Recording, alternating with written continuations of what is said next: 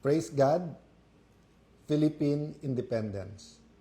Sa lahat nating mahal na kababayan sa Luzon, Visayas, Mindanao, lahat ng kababayan natin na nagiging simbolo kung ano ang pagiging Pilipino sa bawat parte ng mundo.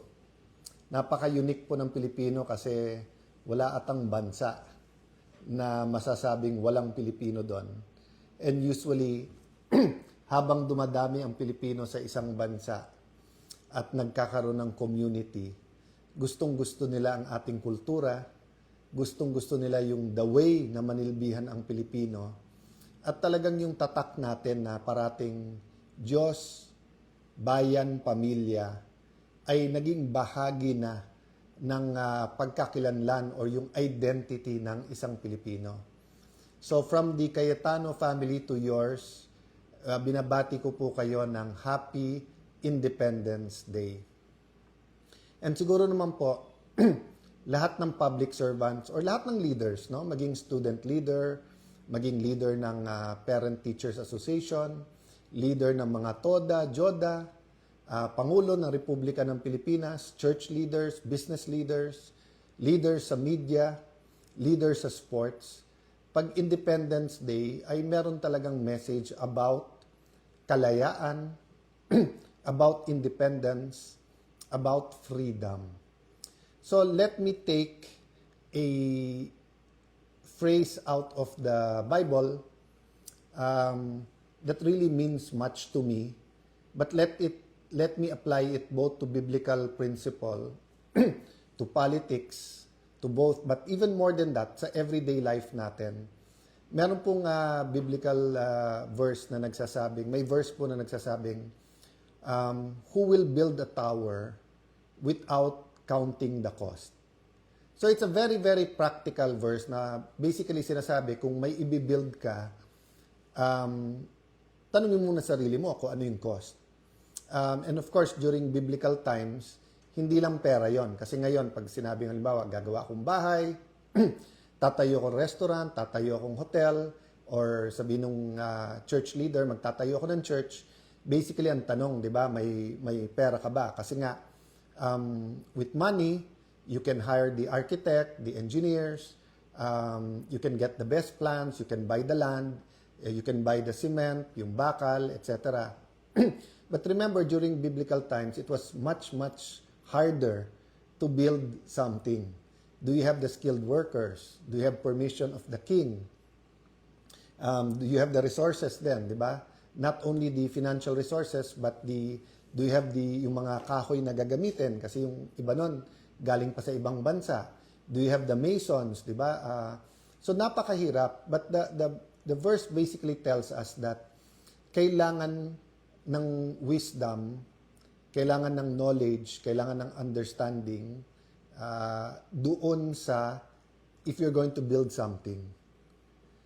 Going back sa history naman, whether as an elementary, high school, or lalong-lalo na college student, every time we talk about history, paulit-ulit sinasabi sa atin, di ba, na ang taong hindi alam ang kanyang pinanggalingan ay hindi makakarating sa kanyang paruroonan.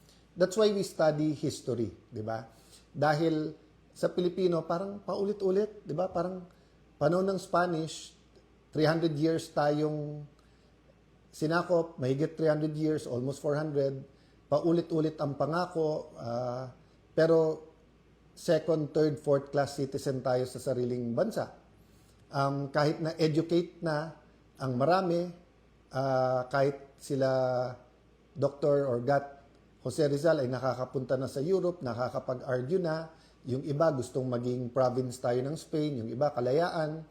Pero parang paulit-ulit, every time there's a rebellion, may promise, mauulit na naman. Siguro ibang-iba yung pananakop ng Hapon because the suddenness and cruelty, no? But ganun sa Amerika. So first with the treaty that delivered the Philippines from Spain to the US, parang savior. But suddenly, nung in-announce ang Amerika na hindi pa kayo handa, sa amin muna kayo, tuturuan muna namin kayo ng governance.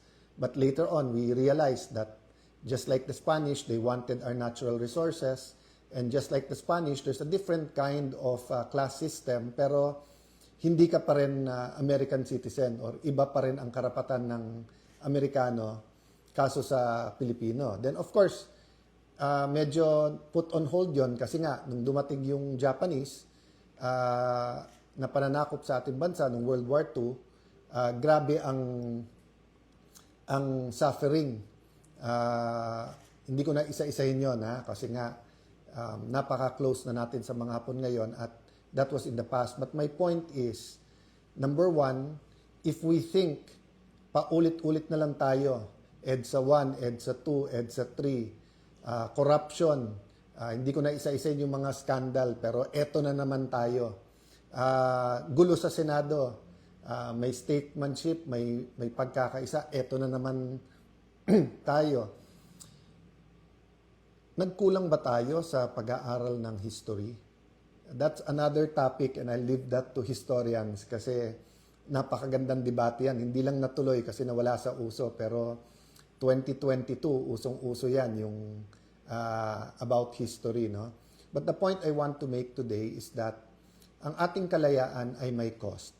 So for example, as a Christian, and let me address myself to Christians, of course it's for everyone, but as I read the Holy Book, the Bible, naintindihan ko na buhay ng Panginoon Hesukristo ang cost ng aking reconciliation sa Panginoon. Ang cost ng aking muling pagkabuhay o pagiging born again. Ang cost ng pagkakasala sa Eden na nahiwalay tayo sa Diyos at kailangan bumalik. Di ba? Naiintindihan ko rin na kung yun ang cost ng aking salvation, may pagbabago dapat sa buhay ko. So may cost, may benefit, di ba? So yung aking, yung sabi nila, he who began a good work in you will be faithful to complete it. So minsan tinatanong ako nila ni, paano ikaw naging mas patient sa akin? Paano ikaw naging patient one na kung ano-ano nang sinasabi sa iyo, kung ano nang ginagawa, okay pa rin sa iyo or sumagot ka man, hindi ka galit sa tao na yan. Sabi ko, love kasi lahat tayo work in progress. Siguro ako, kung hindi ako pinatawad ng Diyos, kung hindi ako pinatawad ng iba, kung hindi rin nila ako binigyan ng pag-asa, hindi ako yung taong nakikita mo ngayon. And if I offend some people now, partly kung tama ako, then you shouldn't be offended. Dun sa part na mali ako, I'm a work in progress and I don't offend people for the purpose of simply offending you or makipag-alaskahan lang. But it's because may pinaglalaban tayo. So going back sa may pinaglalaban, we're fighting for something. So now, we're fighting for truth na lumabas yung buong katotohanan, maging sa impeachment yan, maging sa Blue Ribbon Committee, maging sa leadership sa Senate. We're fighting na independent ang Senado at hindi utus-utusan lang ng Malacanang. We're fighting na mawala ang corruption at mawala ang poverty sa ating bansa. We're fighting na bawat sentimo na ibayad ng bawat Pilipino ay magamit sa tamang mga proyekto para walang mamatay na dahil walang gamot o walang doktor, wala pong mastant which leaves permanent damage sa ating future generations, stunting yung pagkabansot. We're fighting na lahat ng Pilipino has equal opportunity sa pag-aaral. We're fighting for a living wage, no? Meaning, hindi lang minimum wage na, ayan, kumikita ka na ng konti. Hindi. Yung sapat para sa dignified o marangal na pagkabuhay ng Pilipino, no? Hindi lang sa sarili pero sa kanyang pamilya niya. Lahat ng ito may cost. So kung pinag-aaralan po natin ang mga heroes nung Pilipinas during sa panahon ng panahon po ng Hapon, panahon po ng Espanyol, hindi lang po pawis, hindi lang dugo, kundi buhay ang kanilang binuwis. For us who are martial law babies, of course, the narrative na baka naging communist country din tayo like the other. Mahirap kasi ikwento sa inyo yung narrative ngayon kasi yung dalawang communist countries na malapit sa atin, malapit geographically like Vietnam and China, are much more modern sa atin pagdating sa education, technology, sa economics, yung socio-economic welfare ng tao, kung hindi lumalaban ay mas maganda sa atin. But during the 70s, 80s, hindi po ako 60s, kaya hindi ko na masasagot yon. Even 70s, I was from 1 year old to 10 years old, no? Or from 0 to 10. So ang point ko is that during this time, yung sabihin na baka mapunta sa communism yung ating bansa or baka maging napaka-corrupt because of the oligarchs was reason for the narrative nung martial law. So hindi naman yun ang topic ko tonight. But may cost yung mga lumaban during that time. So pagdating ng EDSA Revolution, even before that, Senator Benigno Aquino, meron pong cost. Hindi lang po yung buhay niya, buhay ng pamilya niya, friends niya, pagpapalaki ng mga anak niya, yung wife niya, yung paglipat nila sa ibang bansa, yung kanyang hunger strike, and eventually, he had the sense that he will be killed. But he made that commitment that ibibigay niya yung buhay niya. So may cost. Kaya nga nung sinabi niyang the Filipino is worth dying for, it wasn't something lightly said because I think part of him knew that assassination would be coming. But even if assassination did not happen, yung commitment na yon may cost po yon. At right before this broadcast, I'd like to send out my love to the whole Villanueva family. Nag-heart-to-heart kami ni Brother Joel. And even if I know the cost, it's not something you can feel unless ikaw talaga.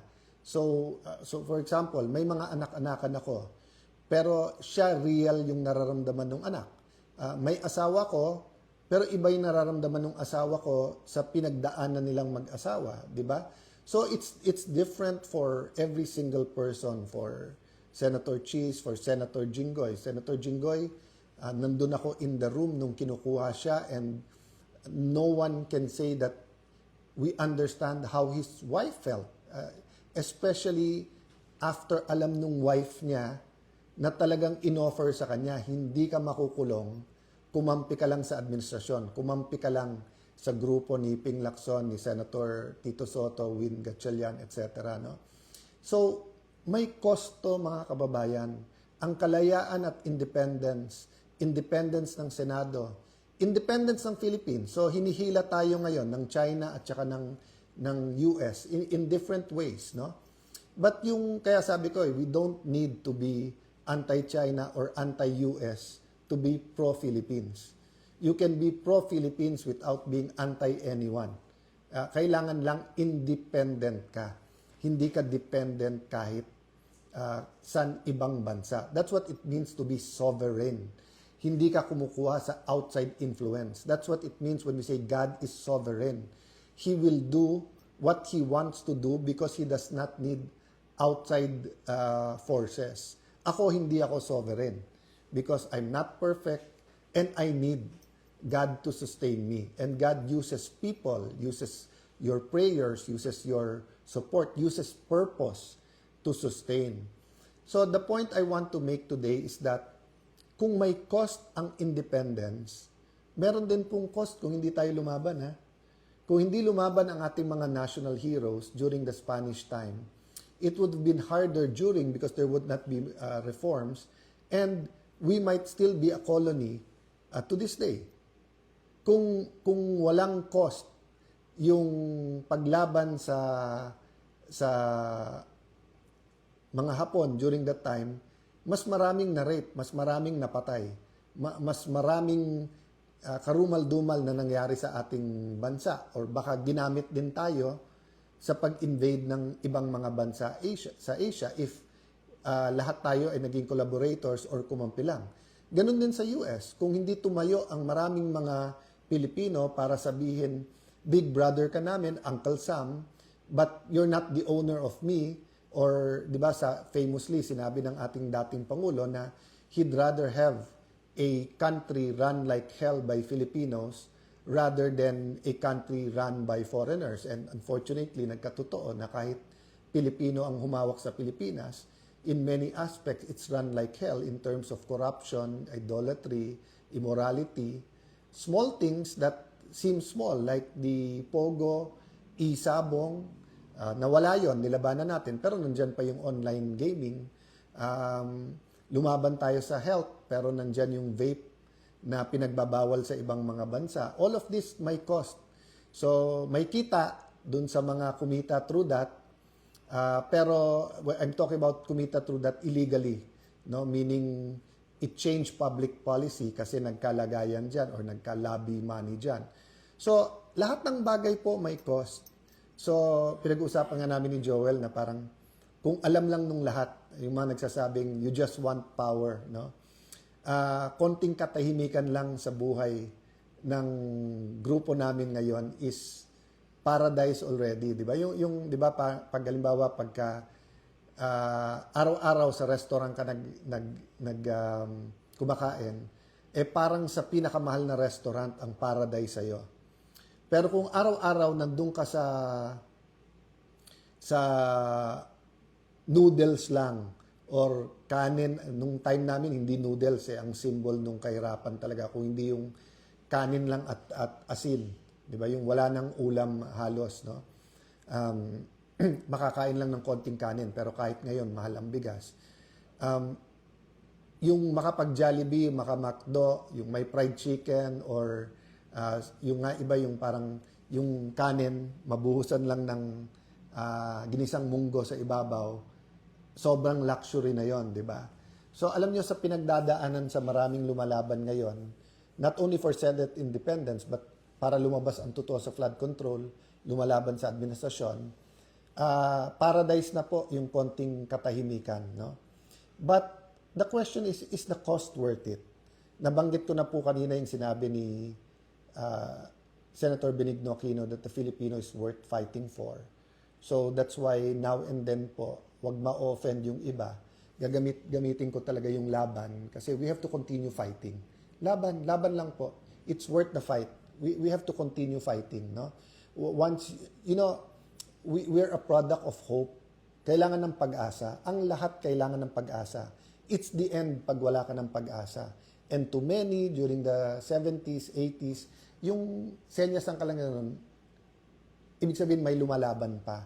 So, even yung daily na laban namin sa Senate na parang isa-isa lumalabas na yung totoo, na yun, sila pala ang nagpapasok sa NBI, sila Senate President Soto, coordinated pala yun.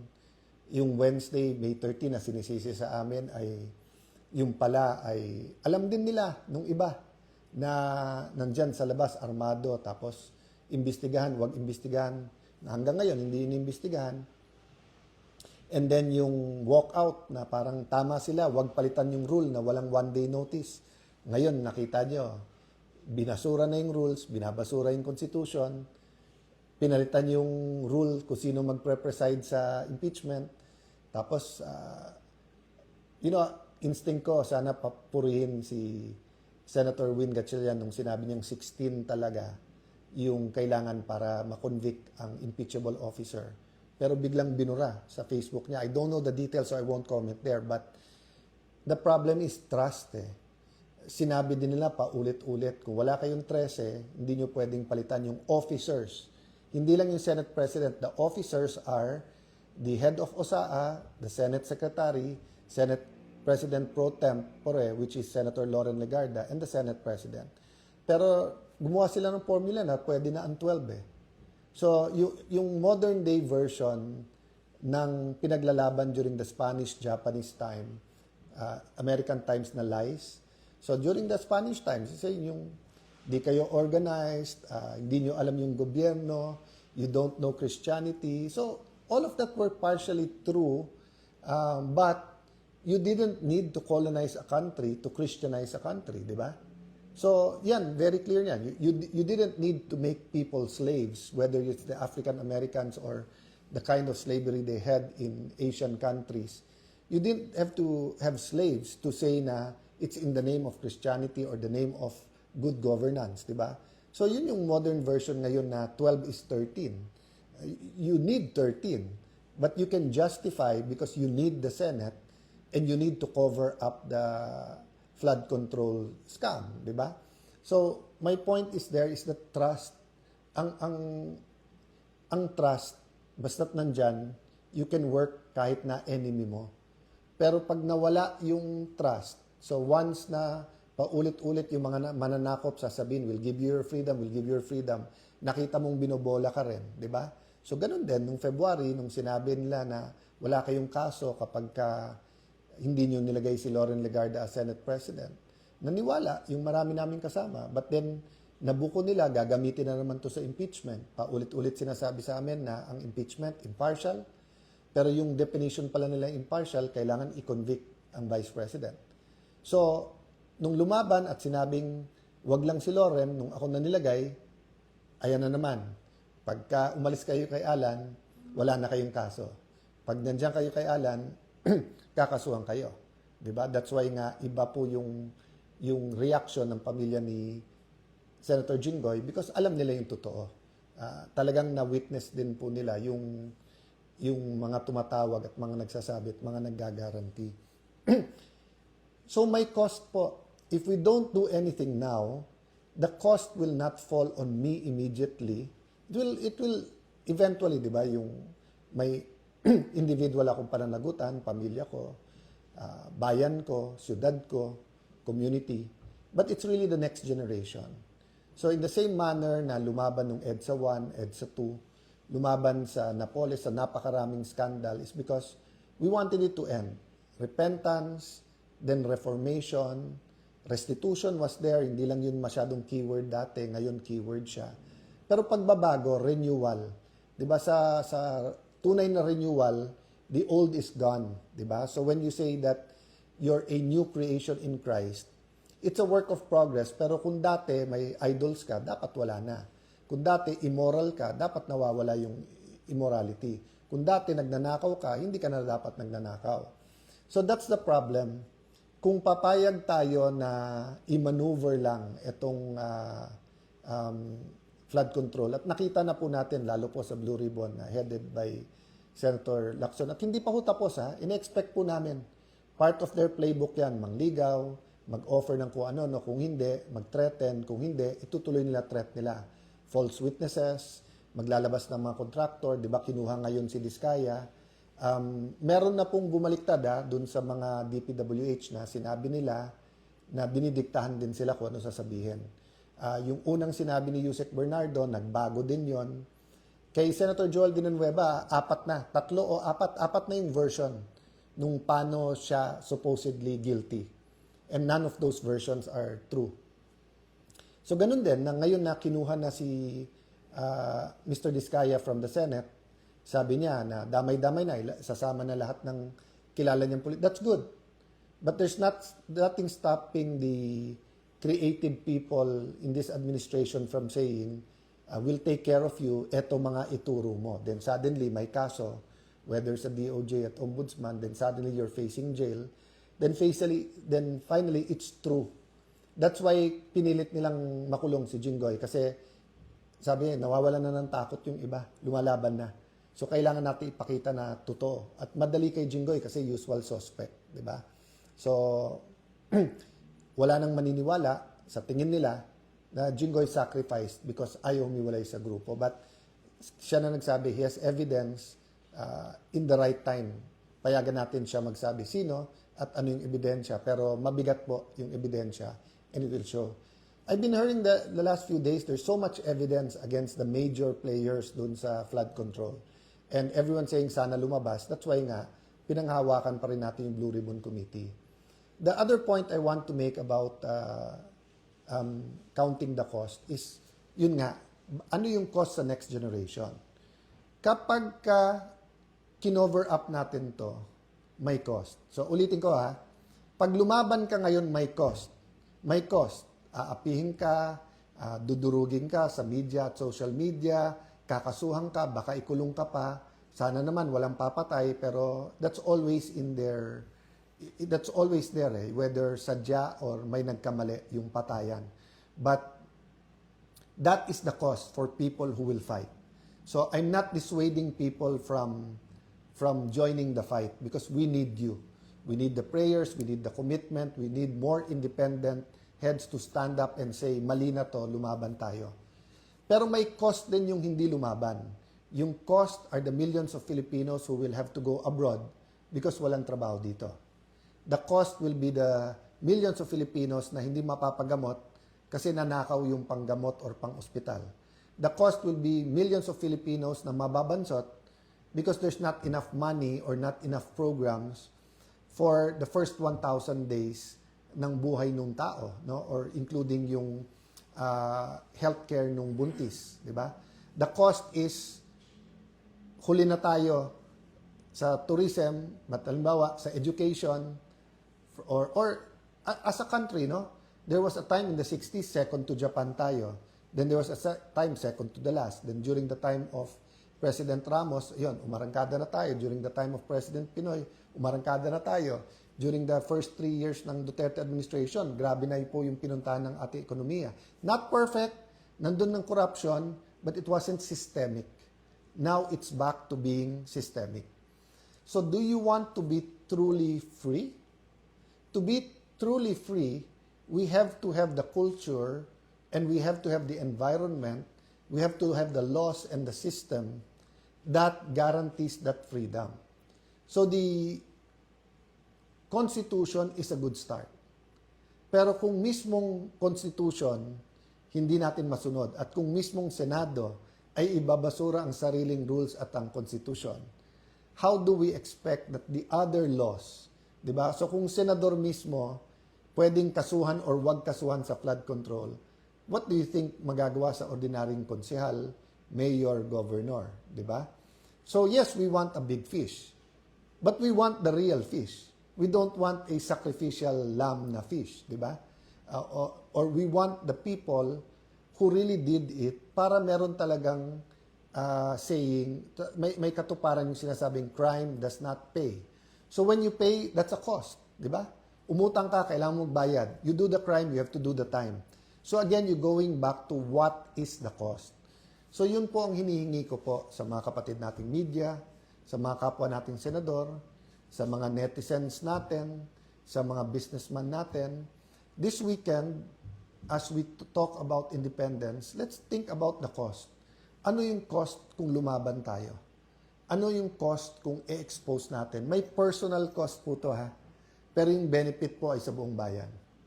Samantalang pag tumahimik tayo, may personal gain po to.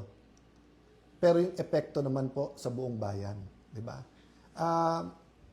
I don't want to compare yung mga lumalaban ngayon sa ating mga national heroes kasi grabe po ang pinagdaanan ng ating mga national heroes. I cannot imagine. I don't want present-day Christians now to compare themselves to yung pinagdaanan ng apostles, for example. Or for a people to compare sa pinagdaanan ng Israelites, for example, when they were in Egypt, di ba? Iba-iba po ang season, iba-iba po ang pinagdadaanan, but each season po ay meron pong cost. Cost if we do the right thing, cost if we do the wrong thing. So in a couple of days, we're going to face many issues, an economic crisis. Are we going to tell the people kung ano talaga ang sitwasyon, kung may pera ba talaga ang bansa o hindi? Are we going to tell them why we have or don't have money? Are we going to tell them the truth whether we're going to increase taxes or not? Are we going to tell them the truth? Nasaan na yung pera the last few years? Okay. We're also going to face an impeachment. So are we going to tell the people the truth? Are we going to really have an impartial trial or aayusin at luto na to? Are we going to tell them the truth that dapat 16 to convict? Or babawasan ba natin ng 6 na senador para maging 12 na lang? No? We're going to face ilan pagsubok, lumabas ang totoo. Again, pag lumabas yung 18, sabi nila may 4 pa daw.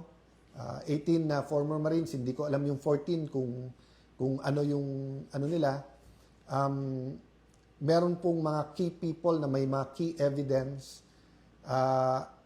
Hindi ko sinasabi na lahat ng sasabihin nila ay totoo or may totoo, hindi totoo. Ang point ko po, it's our job to listen to them. It's the job of the Blue Ribbon Committee invite lahat. Kung kalokohan ang sinasabi nito, so sabi nung iba, Sir, over the years, ang daming nag-witness dyan na kalokohan. Yes.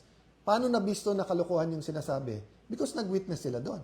Because you had different senators from different backgrounds, different styles of questioning them. Then you had an active media. Wala pang social media masyado noon. So lalo po ngayon, maglagay ka dyan ng 1, 18, 100 na may ebidensya, pictures, video, testimony.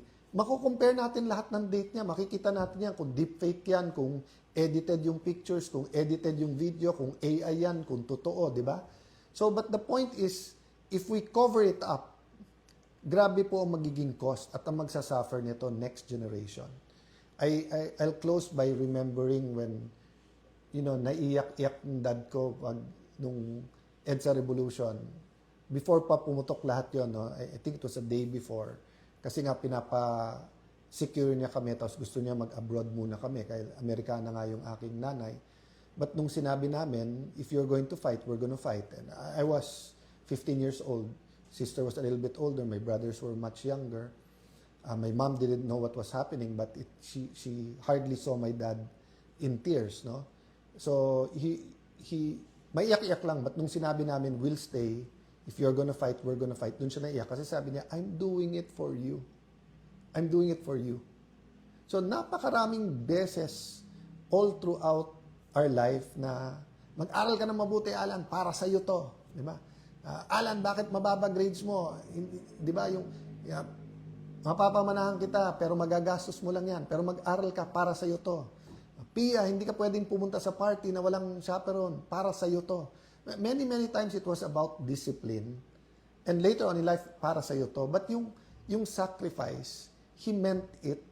And in fact, fast forward, in his last few months, nung umiiyak siya, nung sasakit, and then he told me, Alan, nung 60s, nandito ako sa Amerika. High hopes for the Philippines, pero ganito Pilipinas. So isipin mo yon, 2003. But sabi niya, 40 years later or 30 years later, ganun pa rin ang Pilipinas. Sabi niya, ganun pa rin ang hope siya, pero ganun. Tapos umiiyak siya. Tapos sinasabi ko, Dad, don't lose hope. So can you imagine the sacrifices in 1986? Now it's 40 years later. 40 years was the number of years that the Israelites were in the desert. And I've always thought it was simply because of disobedience. Because disobedient, paulit-ulit, ang people of God, hindi pinayagan na ang few weeks, few days, or 2 weeks na biyahe by foot, mapunta na sa Israel, ay naging 40 years. But may nag-explain po, and I've seen a lot of preaching after that, na nagsabing, the Israelites were taken out of Egypt, but Egypt was not taken out of their minds. Meaning, they still taught as slaves. So they cannot be conquerors in the new land unless they learn to be conquerors. And because of many things, including disobedience, they did not learn to be conquerors. Kailangan maubos ang generation nila. Kaya yung new generation na ang pumasok. So when natapos yung martial law, nagkaroon ng new constitution, sabi nung iba, hindi nawala yung corruption, na decentralized lang. So dati centralized sa Malacanang at sa executive ang corruption. Ngayon, may corruption sa legislative, sa konsehal, sa barangay, businessman, yun din ang sinasabi. Dati, I just have to contend with the USEC, naging director. Dati, I just have contend to the mayor. Ngayon, panay barangay captain. So, nandyan yung mga problema. But the question is, after 40 years ng EDSA Revolution, is the new generation, kami na yon, mga martial law babies, ready to turn over to the next generation to say, we're ready to be corrupt-free.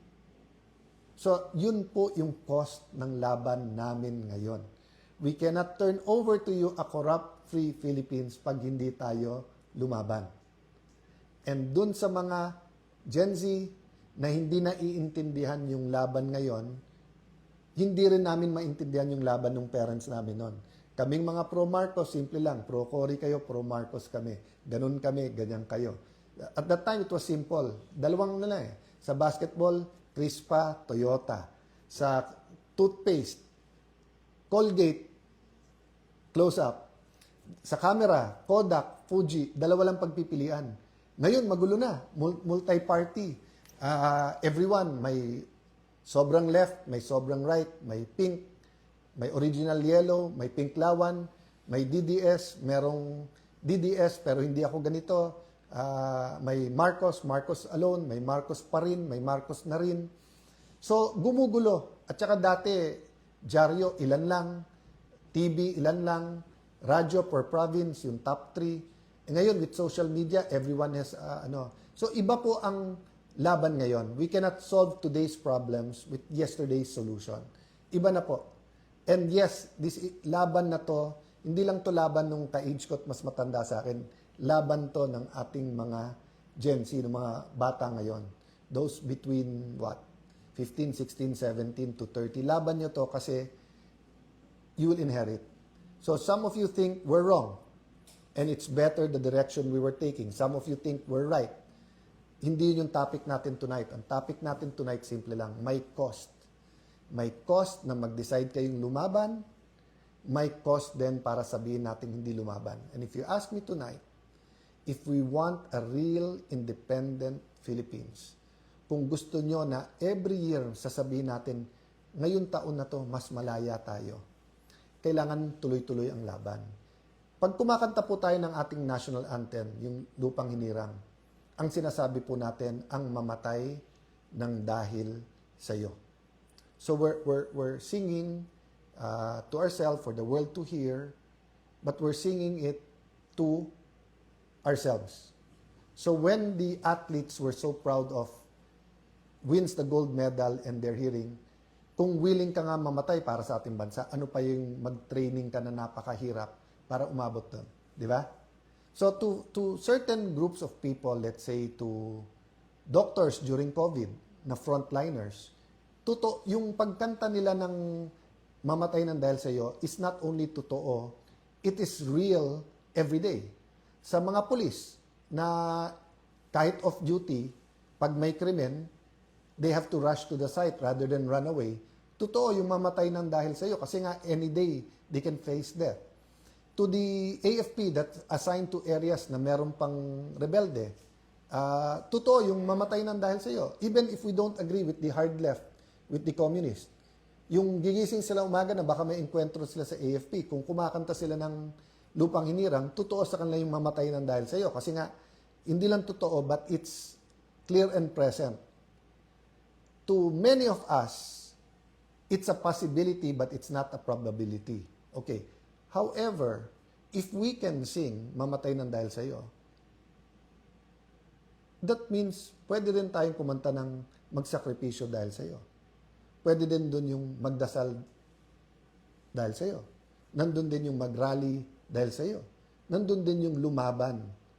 Di ba?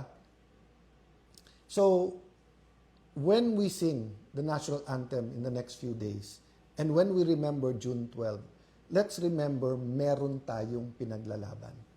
And I will end by saying, I wholeheartedly believe we were made in the image and nature of God.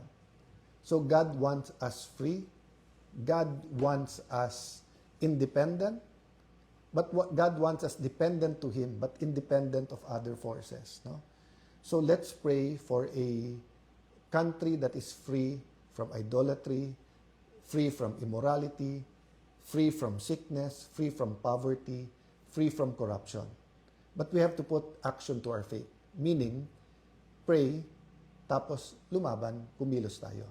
I will respect your views and your ways of fighting. Ang importante, lumaban tayo at ang importante, una sa Diyos, pagkatapos sa pamilya, and para sa bayan. God bless you all.